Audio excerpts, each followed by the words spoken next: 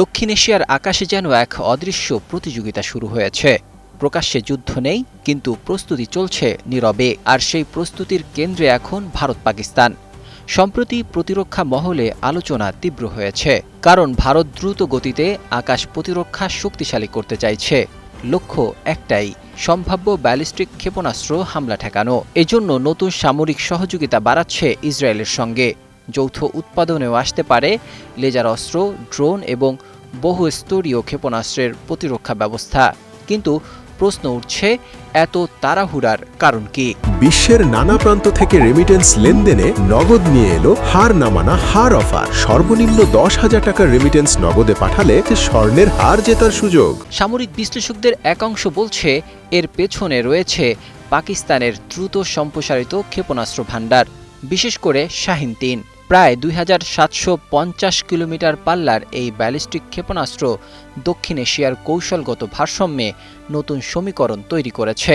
শুধু দূরপাল্লারই নয়, মাঝারি পাল্লার শাহিন-2, গৌরী সিরিজ এবং স্বল্প পাল্লার নাসর মিলিয়ে বহুস্তরীয় আক্রমণ সক্ষমতা গড়ে তুলছে ইসলামাবাদ। ফলে দিল্লি এখন আকাশেই প্রতিরোধ গড়ে তুলতে চাইছে। ইসরায়েলের বহুল আলোচিত আয়রন ডোম ধরনের প্রতিরক্ষা কাঠামো, ডেভিডস স্লিং ও অ্যারো প্রযুক্তি ভারতের নজরে এসেছে। ইতিমধ্যে রাশিয়ার S-400 থাকলেও সেটি যথেষ্ট নয় বলে মনে করছেন কৌশলীরা। তাই নতুন স্তর যোগ করার প্রস্তুতি চলছে। 25শে ফেব্রুয়ারি ইসরায়েলে সফরে যাচ্ছেন নরেন্দ্র মোদী। সম্ভাব্য প্রতিরক্ষা চুক্তির তালিকায় আকাশ প্রতিরক্ষা শীর্ষে রয়েছে।